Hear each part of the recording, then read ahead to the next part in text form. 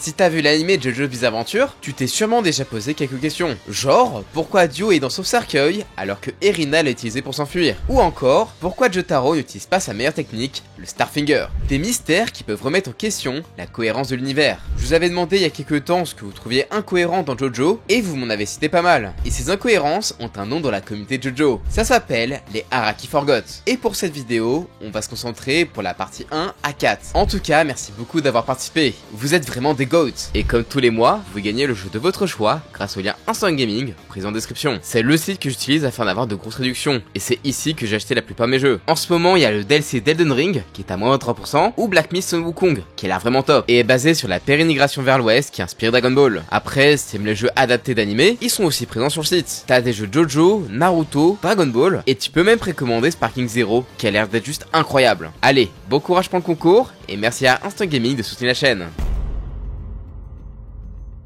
Vous avez été nombreux à me donner divers événements que vous voyez comme des incohérences, mais qui ont, en réalité, une explication. Et je vais me concentrer sur ça dans cette partie. On s'attaque à l'incohérence qui est sûrement la plus pointée du doigt par les fans, le cercle de Dio. À la fin de Phantom Blood, Erina s'échappe du bateau en utilisant le cercle de Dio comme bateau. Pourtant, 100 ans plus tard, Dio ressortira de ce même cercueil. Du coup, logiquement, ils sont pas dans le même cercueil vu que sinon Dio, il l'aurait bouffé. Du coup, est-ce qu'il y avait plusieurs cercueils sur le bateau? Alors non, il y a l'explication dans le manga et l'animé. C'est que le cercueil a un double fond. Lorsqu'Erina est dedans, en fait Dio, il est juste en dessous en fait. Et il a pas pu sortir vu qu'à mon avis, c'était scellé ou qu'il faisait jour. Donc s'il sortait, il allait mourir. Après ce qu'on peut dire, c'est qu'il est quand même très rapide. Il a quand même coupé la tête de Jonathan, mis sa tête sur son corps, s'est réfugié dans son cercueil avant que Erina n'y aille s'y planquer, avant que le bateau explose. Et à la fin de la partie 2, Joseph est confronté à Cars, qui est devenu un être immortel. Et il le bat en l'envoyant dans l'espace. Cependant, à ce moment-là, Joseph est lié aussi sur une plateforme envoyée très haut dans le ciel qui retombe. Il est donc présumé mort, et sachant que Jonathan Joestar était mort à la fin de sa partie, on pouvait s'attendre à un sort similaire pour Joseph. Mais non, il a survécu. Mais là, la question est donc, comment a-t-il fait pour survivre à sa chute? Eh bien c'est très simple, et c'est expliqué à la toute fin. Il a atterri en mer. Le rocher sur lequel il se trouvait l'a protégé de la chute.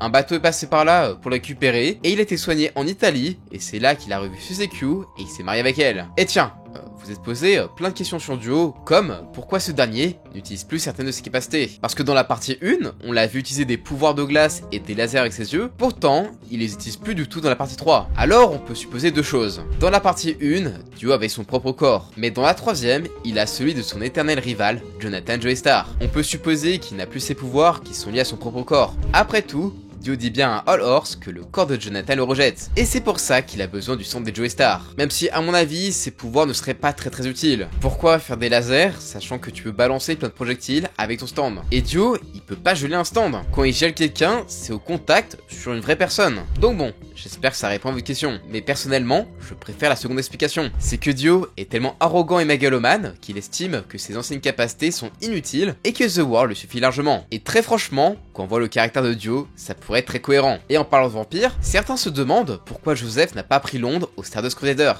Sachant qu'il allait avoir affaire à Dio, l'énergie anti-vampire aurait bien pu lui servir. Eh bien, pas vraiment en fait. Déjà, il n'avait que deux vampires en tant qu'adversaires, Dio et Vanilla Ice. Et en plus, il connaissait même pas l'existence du second. Donc, contre quasiment tous leurs adversaires, ça aurait servi à rien. Ensuite, autant Londres se couple très bien au stand de Joseph, mais pas vraiment au cas du reste du groupe. Et pour finir, la réponse peut sembler évidente, mais c'est parce que les Stardust Crusaders ont déjà un stand qui leur donne largement cette puissance. Vouloir apprendre Londres à Jotaro, c'est comme vouloir m'apprendre à utiliser Windows Movie Maker. C'est bien gentil, mais sachant que je maîtrise déjà Adobe, ça va pas beaucoup me servir. Alors, on a certes déjà vu que dans les parties 7 et 8, la rotation, qui est un petit peu Londres dans les deux dernières parties, pouvait améliorer certains stands. Mais en vrai de vrai, je pense pas que ça soit le cas pour Londres. Puis bon, ils sont dans une sorte de road trip, ils doivent rush pour aller jusqu'en Égypte, donc je pense pas qu'ils aient le temps de s'entraîner. Et vous êtes également demandé pourquoi Joseph n'a pas utilisé Londres pour ralentir son vieillissement, sachant que Will Zeppeli et Lisa l'ont utilisé afin d'être bien plus jeunes qu'ils le sont réellement. Mais le truc, c'est simplement qu'il a probablement déjà fait. Pour rappel, il a 68 ans, et des gens de son âge qui ont son physique et sa forme olympique, ça peut exister, mais c'est pas du tout courant. Par contre, dans la partie 4, si son âge l'a rattrapé, c'est juste parce qu'il n'était plus motivé à faire Londres. Après tout, au vu de sa personnalité, je pense que c'est plus quelqu'un qui souhaite s'amuser que s'entraîner. Et d'ailleurs, si toi aussi t'as envie d'avoir une forme olympique et de rester jeune plus longtemps, je te conseille de t'abonner et d'activer la cloche. Avec, tu vas pouvoir apprendre Londres pour ressembler au meilleur JoJo, le GOAT, Joseph Joestar.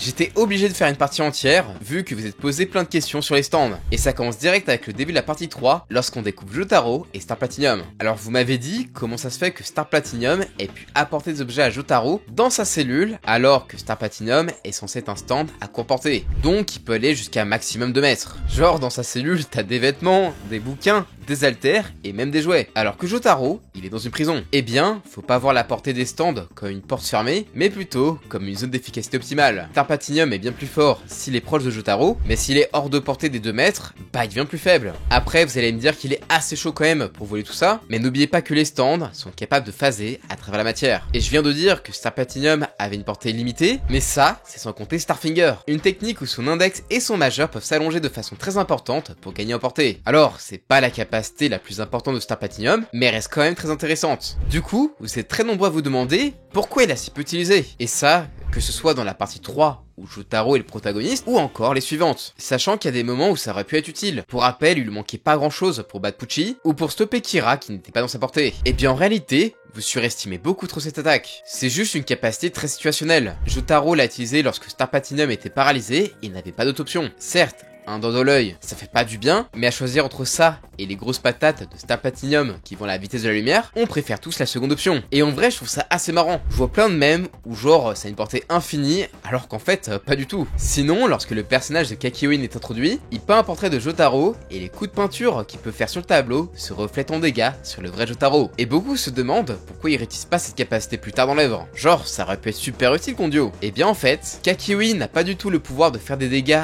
à ses adversaires avec leur portrait comme une poupée vaudou. L'attaque que subit Jotaro, c'est une simple attaque de Hero Green. En fait, c'est juste de la mise en scène pour mettre un peu de mystère. Et dans le manga, on peut se poser la question, mais l'anime coupe court à toutes ces théories, vu que juste après, Kakyoin détruit le cadre. Et pourtant, Jotaro n'a pas explosé. Toujours dans la partie 3, les Stardust Crusaders sont confrontés à Steely Dan et son stand Lovers, qui a pour particularité d'être microscopique et il s'est infiltré dans le corps de Joseph. Et pour le combattre, Polnareff et Kakyoin font rétrécir leur stand pour aller dans le corps de Joseph et l'affronter. Alors, c'est une chose logique à faire, mais attends, il peut faire ça les stands. Du coup, pourquoi on ne revoit jamais personne faire ça plus tard dans toutes les parties de JoJo? Eh bien en vrai, il y a une raison tout simple. Vous pouvez analyser tous les combats de toutes les parties, genre 3 à 8 et même actuellement dans la 9. Il n'y a aucun affrontement où faire rétrécir son stand peut être intéressant. Ça sert vraiment que dans ce combat. Et à partir de maintenant, je parlais de Dio, car il y a quelques incompréhensions sur lui. Au début de Stardust Crusaders, on voit Dio utiliser un autre stand que The World. Dans son visuel et ses capacités, il semble similaire à Hermit Purple de Joseph. Alors, comment ça se fait qu'il développe un autre stand avec The World? Eh bien, pour rappel,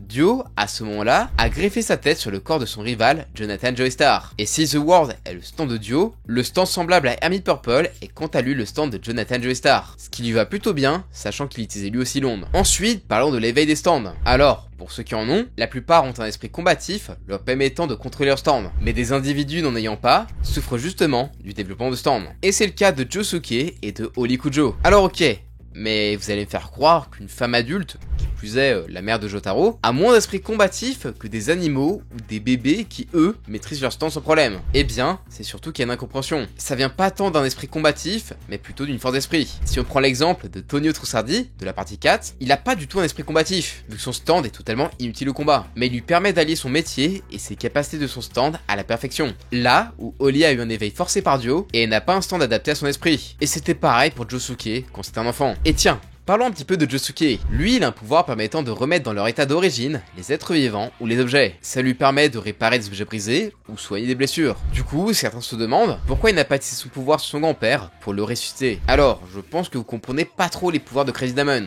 Josuke peut certes régénérer les blessures, mais pas faire revenir les morts à la vie. Et dans le cas du grand-père de Josuke, il était déjà mort. Même si son corps est comme neuf, c'est qu'une coquille vide. Et vous vous demandez peut-être pourquoi ils n'ont pas fait revenir le grand-père de Josuke comme ils l'ont fait pour Joseph à la fin de la partie 3. Eh bien en vrai, à ce moment-là, Joseph était juste mourant. Et en plus, pendant très peu de temps, oui, je sais, pour nous le temps il semblait très long, mais en vrai avec l'arrêt du temps et tout, le combat n'a duré même pas 3 minutes. Mais dans le cas du grand-père de Josuke, ça faisait bien trop longtemps qu'il était mort. D'ailleurs avant de mourir, Shigechi donne à Josuke le bouton de Kira qu'il a eu comme un indice pour retrouver le tueur de Morio. On peut se demander pourquoi Josuke n'a pas utilisé le pouvoir de Crazy Diamond sur le bouton pour remonter jusqu'à Kira. Eh bien, Josuke peut réparer qu'un objet qui était un objet unique à la base. Un bouton et une veste, c'est deux objets distincts. Aussi, pourquoi Josuke n'a pas utilisé le pouvoir de Crazy Diamond sur les ongles de Kira pour pouvoir le retrouver, comme il a essayé de le faire avec sa main coupée. L'explication, c'est que les ongles de Kira sont des parties mortes, et Josuke peut pas faire revenir les morts à la vie. En plus, que les ongles de Kira ont poussé,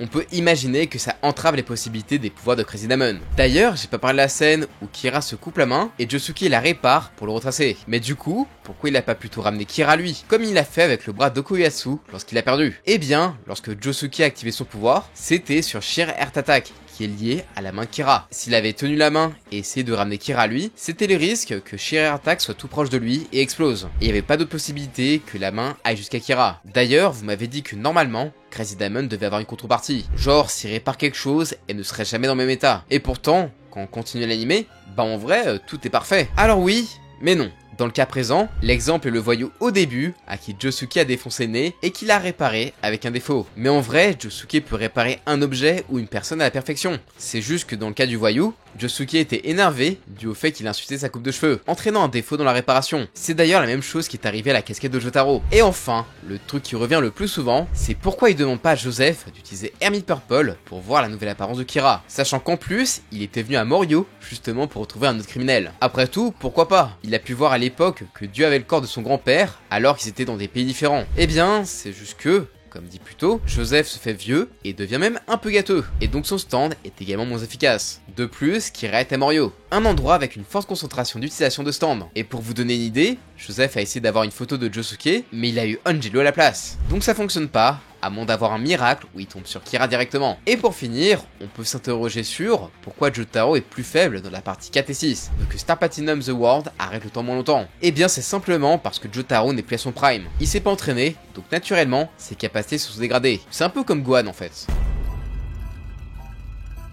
Et cette fois-ci, on va voir des trucs qui sont vraiment incohérents, parce que oui, même si j'adore ce manga, il y en a quelques-unes. Dans la partie 1, Wang Chan souligne que Dio a 3 grains de beauté à l'oreille gauche, et il dit que c'est un signe de chance. C'était un peu pour signifier que ce détail était important, et c'est d'ailleurs à cause de ça qu'il s'est fait gauler par la police. Pourtant, lorsque Dio réapparaît dans la partie 3, ce détail a totalement disparu. On les voit pas du tout dans les gros plans, enfin ça du moins, c'est dans le manga, car l'anime a corrigé ça en remettant ces 3 grains de beauté à l'oreille. Ensuite, au début de la partie 2, on découvre César Zeppli, le Jobro de Joseph. Il nous révèle être le petit-fils de Louis Zeppli de la partie 1. Pourtant, ce dernier a prétendu au cours de la partie 1 n'avoir ni femme ni enfant. Alors d'où il sort? Après bon, ça veut peut-être dire que lui, il est pas au courant. À cette époque, il n'y avait pas des protections de fou, donc il a très bien pu répondre sa mozzarella, et sans qu'il le sache, ça donne un gosse. Après tout, pourquoi pas, ça reste un italien. Et bien en fait, c'est juste présent dans le Jump, mais ça a été retcon dû à un changement de décision d'Araki, sinon ça collait pas avec César. Du coup, la phrase était changée dans les autres éditions. Et enfin, il y a le fait que Joseph sait que Straizo est un vampire parce qu'il n'a pas de souffle sortant de la bouche. Alors oui, je veux bien te croire, mais c'est assez cocasse qu'on voit très clairement dans la partie 1 un souffle dessiné pour Dio juste après sa transformation en vampire. Et en vrai c'est tout, il y a pas tant d'incohérence que ça. En vrai c'est plus dans la partie 5 où c'est un peu plus le bordel.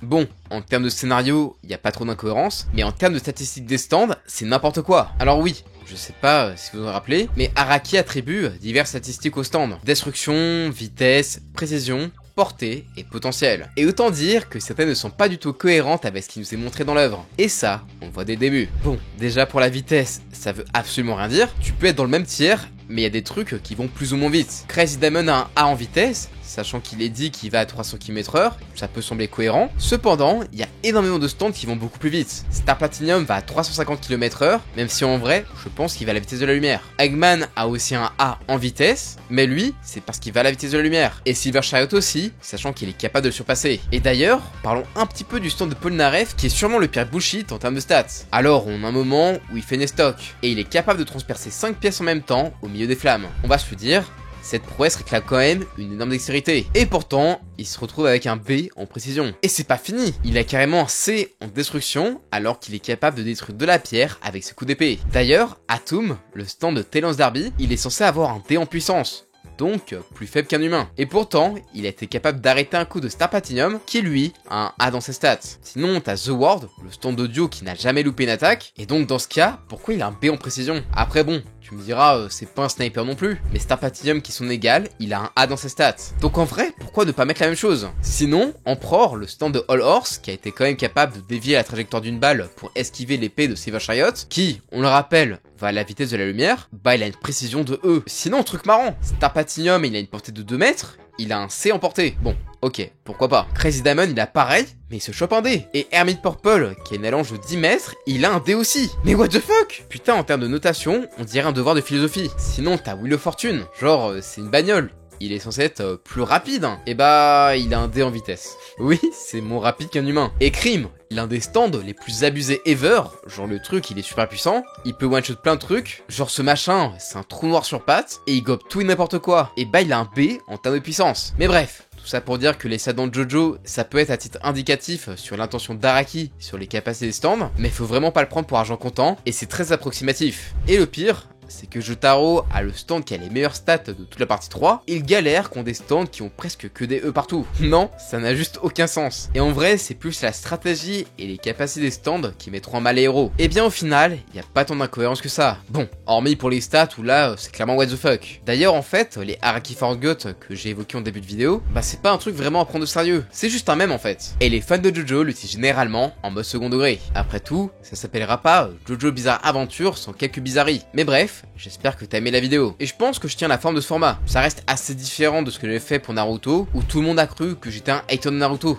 Sauf qu'en fait, c'est pas du tout le cas. Est-ce qu'il y a des incohérences que vous avez trouvées que je n'ai pas dit dans la vidéo? Et est-ce qu'un second épisode sur les parties 5 à 9 vous chauffe? Et est-ce que ça vous tenterait que je fasse la même chose pour Dragon Ball, Death Note ou Demon Slayer? Dites-le moi en commentaire. Abonne-toi pour ne rien rater des prochaines vidéos, et je te dis à la prochaine, ciao!